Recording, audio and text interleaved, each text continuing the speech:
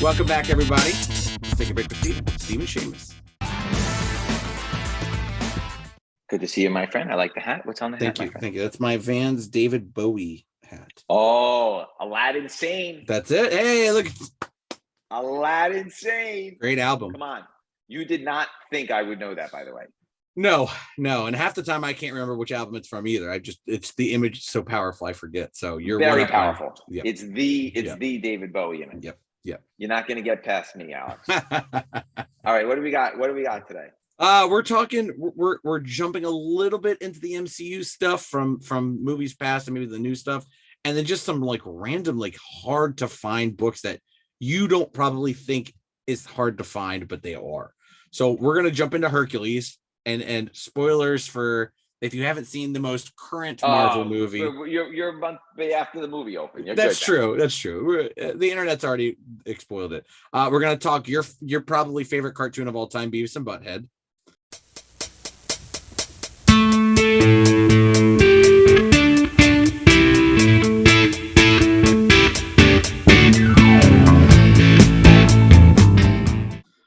We're going to talk Godmode.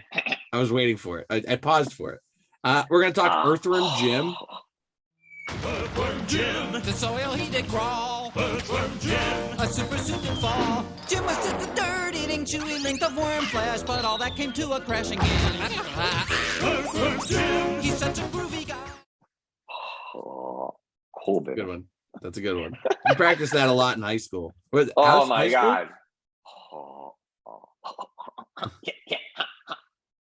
Come and then we're going to wrap it up with Daken, Dark Wolverine. I can talk about Beavis and Butthead all day. I know. It's that and Mr. Great Mr. Hanky. Mr.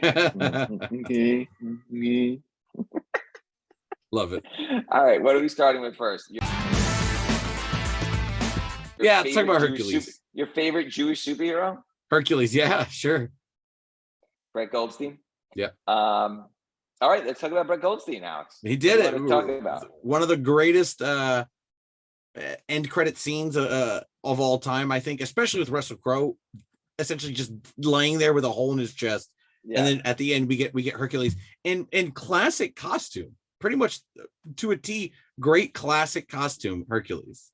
By the way, he is so amazingly great in Ted Lasso. By the way, well, he won an Emmy for it, right? Did he win an Emmy for it? He won something. I think so. He's great. He's so good. He's so good. Okay, so Hercules, the character's on fire right now, of course, obviously. And I disagree with people who didn't like the casting. I love Brett Goldstein. Yeah, why not? So funny. Yeah, so funny. Okay, so again, some of his early appearances are very rare and very expensive to begin with. So we're going to sort of take you to a chronological history of it to sort of today and what you really should be buying, because a lot of these books are already up there just for the age and scarcity of them all. Okay, so first appearance is Journey into Mystery Annual #1 from 1965. There's only 1 9.8, 6 9.6s, 17 9.4s, 21 9.2s, 41 9.0s, 57 8.5s, and 62 8.0. So you really want to try to find a copy that's clean, not missing staples or things like that. An 8.0 recently sold for $2,700, a 7.5 recently sold for $1,800. That is the first appearance of Hercules and Zeus. Thor versus Hercules, which is why it's another great issue. It becomes the Thor annual later on. Stan Lee's story with Jack Kirby cover doesn't get much better than that. Yes. And then the next one to take a look at is Journey into Mystery #124, January of 1966. There are 6 9.8s, 32 9.6s, 68 9.4s. That's about a $550 book in a 9.2. That is Hercules. It's got a Hercules appearance. Thor reveals identity to Jane Foster. It's kind of neat also. Pretty big book, yeah. Yeah, Stan Lee's story with Jack Kirby cover. Then the next one to take a look at is Thor #126, which is the first issue, which was of Thor, which was formerly Journey into Mystery. Thor versus Hercules, Stan Lee and Jack Kirby. From June of 1966, 2 9.8s, 10 9.6s, 29 9.4s. Book recently sold for $900 in 8.0 and $750 in 7.5. Again, when you're talking about books from the 60s and 70s, it's going to be very, very tough. All right. So then we've got Avengers number 38 from March of 1967. There are 2 9.8s. There are 14 9.6s. There are 34 9.4s, and one recently sold for $750 in a 9.4. So that's a pretty good, a barometer. That's a Bob Layton story cover in art. I'm sorry. It's got, I made a mistake there. That's the next one. It's a Gil Kane cover with a Roy Thomas story. That issue has Hercules, Black Widow, Nick Fury, Ares, and Enchantress. Okay, then we get into the modern day Hercules. And these are the books that I would be looking at, Alex. These are the books that I think have the most upside. These are the modern era Hercules, which I think you're going to see a lot of the stories based on. Okay, Hercules number 1, September of 1982. There are 64 9.8s. That's about a 400 to 450 plus. That book has exploded since the film came out. That's about a $200 book in 9.6. That's a Bob Layton story cover and art. That's the book I'd be looking for, by the way, the 1982 book. The other one to take a look at is Hercules number 1 from June of 2005. There's only 2 9.8s. It's about an $8 to $12 raw. Frank Terry story, Mark Texeira, and Jimmy Palmiotti art. Then you have Incredible Hulk Hercules number 112. That's when they changed the cover title. That's from 2008. There are 21 9.8s. It's about a $15 to $25 raw. I don't think that people thought to get that one graded yet. Right. The title became Incredible Hercules. It was an homage to Incredible Hulk Annual number 1. This is a good run. Greg Pak. This is the Greg Pak run, by the way. And Fred Van Lente story. Arthur Adams cover. It's great cover. Then you have the Hercules number 1 Clay Mann cover from January of 2016. This is the 2016 Hercules. There are 6 9.8s. Those are about $150. That's a Dan Abnett story, Luke Ross art with the Otis Jones cover. Then there's the John Tyler Christopher action figure cover, 2 9.8s, about $8 to $10 raw. There's a Scotty Young variant cover, 3 9.8s, $8 to $12 raw. Then there's the Otis Jones hip hop variant edition. That's what I meant. I'm sorry, the cover, that was not the cover A. Cover A was Clay Mann. This is the hip hop cover, which is Little B's Black Flame homage cover. There are only 9 9.8s. That's about $100. And then there's the Jay Anacleto 1 in 25 variant cover with only 1 9.8, and that's $25 to $35 raw. So I'd be looking at the 1982 and the 2016 series. 82 for sure. That's a really good modern book to get clean. And I'm sure there's more 9.8 raws out there. Yep. All right. What's next, Alex?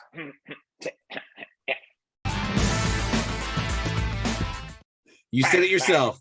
Beavis and Butthead do so they're coming back. They're coming back.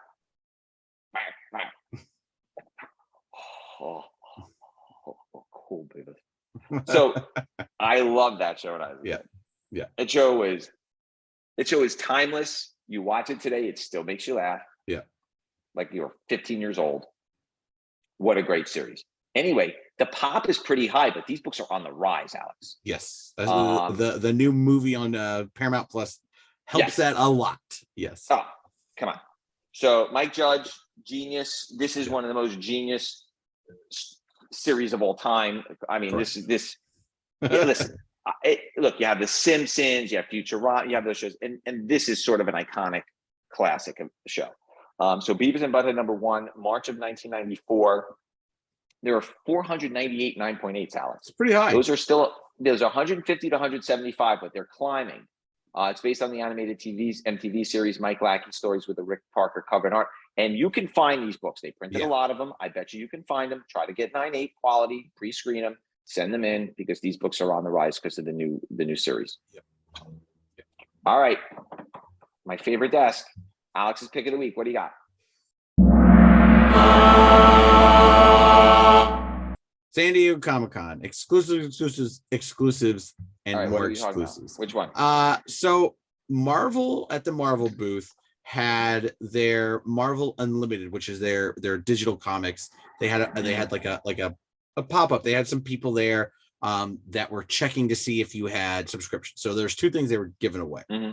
If you had a subscription for a yearly subscription, they were giving away a Captain Marvel number 39 Gahura cover And if you didn't and you signed up, they were giving you one of 3 Marvel Legends action figures that were exclusive and bag, a Venom Punisher, a purple Deadpool, and a Miss Marvel Spider-Man suit.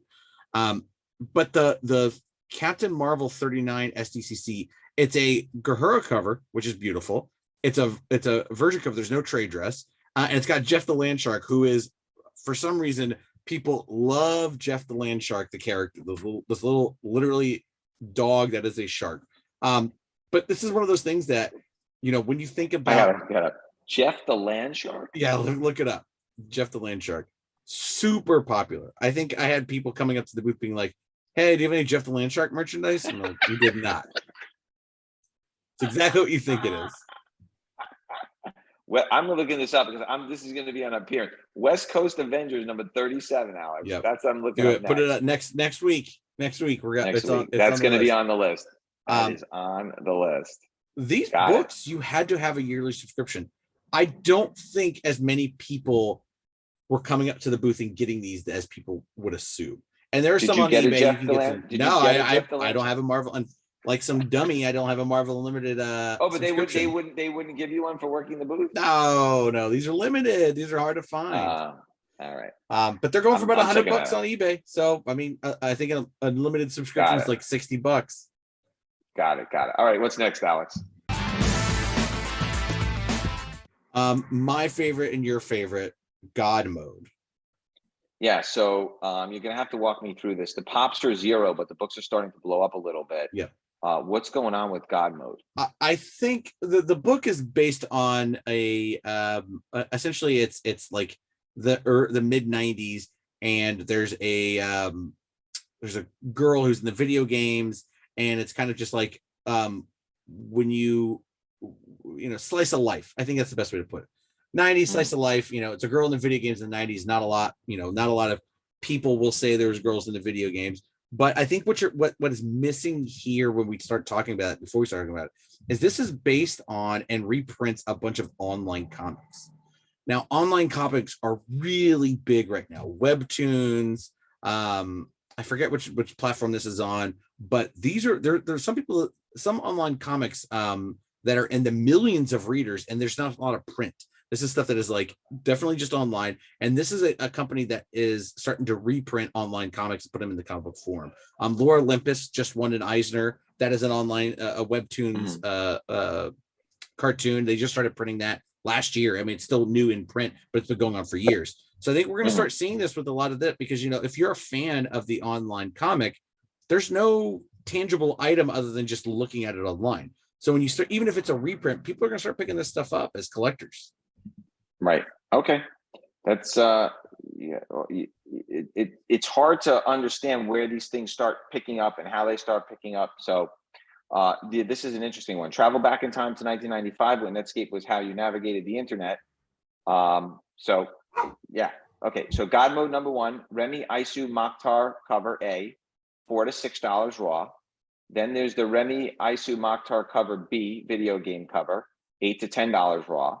Then there's a Remy Isu Mokhtar cover C from Clueless. It's a Clueless homage, $8 to $10 raw. And then there's a Remy Isu Mokhtar cover D, 1 in 5 variant with the lollipop. That's $10 raw. I would start to look at these books and try to pick them up. They're very, very cheap right 100%. And this company had a presence in San Diego, and they've got a lot of books. And there's a lot of books that look like they're online first, kind of like an online comic thing. So pick them up, number 1 especially. Got it. Okay, what do we got next, Alex? Earthworm Jim. Yeah, 1995. Another one of those classic nostalgia books that's blowing up. Alex, you want to talk a little bit about Earthworm Jim? Are they doing so Earthworm Jim, why are these books selling for so much money? Earthworm Jim was a video game that was turned into a cartoon that was turned into more video games. And when you're talking about like that 90s, like Ninja Turtles, Battletoads, Sonic the Hedgehog, that kind of like video game world, this is one that's weird because I have only seen, I've been buying comic books for, Midtown, going to shows, whatever. I've only seen 1 or 2 of these ever out in the world. Like, these are not something that just comes around a lot. And I'm just assuming it was just a super low print run comic. One of the funniest things is some early Dan Slott. Dan Slott did a lot of Ren and Stimpy comics. He did. I think he might have done some Beavis and Butthead, but maybe not. But this is early Dan Slott, early Marvel stuff. Very hard to find. Extremely hard to find. Wow. Okay, good. So let's take a look at that. Earthworm Jim #1, December of 1995, 42 9.8. It's a $550 to $600 book now, Alex. You can find these books raw. They're not rare. They're not rare. Like you said, Dan Slott story, Barry Crane cover, Sam De La Rosa art with Gary Fields and Carlos Garzón with Barry Crane. So, Yep. All right, what are we closing up with tonight? This is an interesting one, Alex. Daken, the Dark Wolverine, or Wolverine.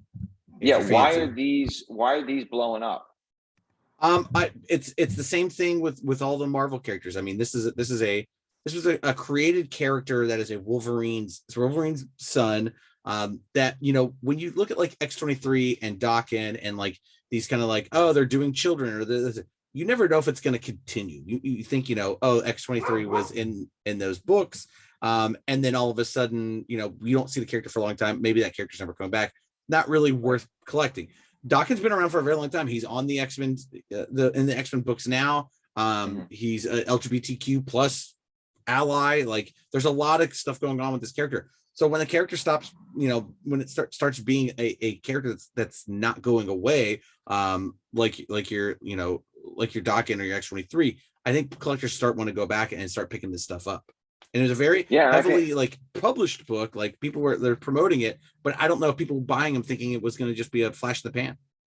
Yeah, and you can find these books. I mean, they're decent print runs, and they're very, very expensive now. So Daken Dark Wolverine #1, November of 2010. There are 9.8s. It's $180, 9.8, but they're $30 to $35 raw. So the X-23 #1, Wolverine #1, Dark Wolverine #1, Uncanny X-Force #1, Generation Hope #1, and X-Men #3 variants form a single image. Dan Way and Marjorie Liu's story, Giuseppe Camuncoli artwork with Mark Jurjevic cover. Then there's the Gabriel Del Otto 1 in 25 variant cover. Beautiful. There are 47 9.8. It's about $250 in 9.6. So I would expect it to be about 700 or so in a 9.8. The Mark Jurjevic 1 in 75 variant edition, 26 9.8. That's about a $700 book. These are healthy numbers, Alex. Yeah. And then the second print, there are 2 9.8s. There's actually 1 9.9, and those are selling for $35 to $40 raw. So these are pretty healthy numbers for that book. Yeah, Alex. they're high. They're, like I said, they were really pushing this book when it came out. Yeah.